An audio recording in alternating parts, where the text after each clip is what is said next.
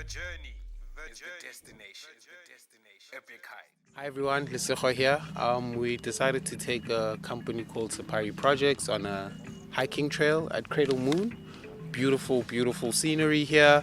So we want to have nice conversation triggers and talk about how their experience has been through the pandemic, in nature. We finally opened, so yeah man, we're getting it. I think we're doing a 10K hike, so I'm looking forward for it, but I don't know what to expect. I just want to clear my head and yeah, just be in the nature and refreshed.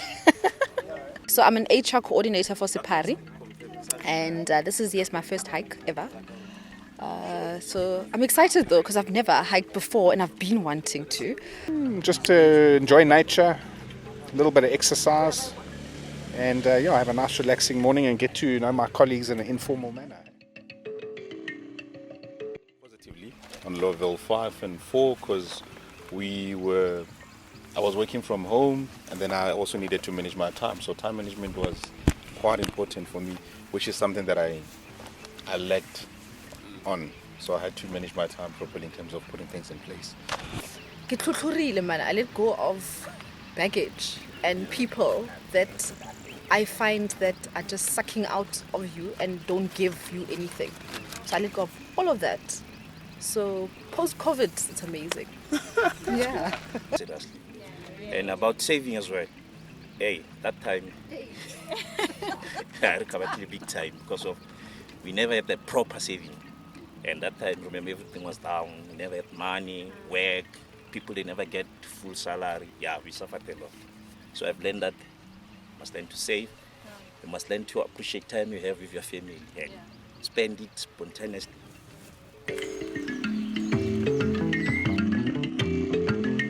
What do you long for most? For the most, the feeling of belonging or freedom. What does freedom look like for you? Looks like fun. Yeah. I think the other thing is, if you think about freedom versus belonging, what do you want to belong to? I think in a certain element you need to belong to a certain, align yourself with certain people with certain values. So you need to belong in that sense. Because freedom can be lawless, can be a law unto yourself. So I think it's a balancing act for me. Exactly. And then in terms of belonging, you might end up belonging to a certain Community. in a community where there are norms and rules of doing things, and then while as a youth you feel like the answer is she's a youth. No, not like that. I'm not like saying they're I want like to defying everything. They want to experiment. No, in my sense, and then, I'm saying rules. Like, I don't want to, let's put in essence, maybe in a place where, let's say community, I'm not allowed to go out at 10, or I'm not allowed to wear a trouser. I'm not allowed to go to a shop not covering my arms, something like that. I wouldn't like to belong to such. That's what I... What do you dislike about yourself and why? I don't like my temper sometimes.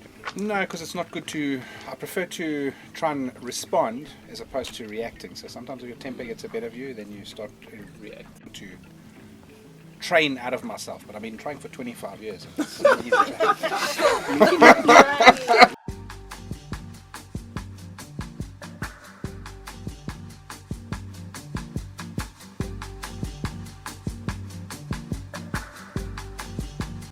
In an organization, what do you deem as important, EQ or IQ, and why? I think EQ is more important Than than IQ because if we aren't emotionally intelligent, there's no way we can work as a team. There's no way we can pull in the same direction. There's no way we'll be on the same page. So, and just tolerance as well comes with emotional intelligence. So, yes, they're equally important, but emotional intelligence for me is like it's there for us to pull in the same direction and to just be mature about stuff as a team, to know that you don't take things personal, and it's not about you, it's about the company, it's not about you, whatever happens. EQ is very important. I think just to elaborate more on what Rifido has said, for me, what is important is to always understand what's the task at hand. You know, if we want to be playful, we be playful. Outside in such events, we get into the boardroom and you're not performing, gents. We nail you against the wall. Simple as that. Simple as that. And it's not about you. Remove yourself from the equation. It's about what's the task at hand. You know, EQ is up there.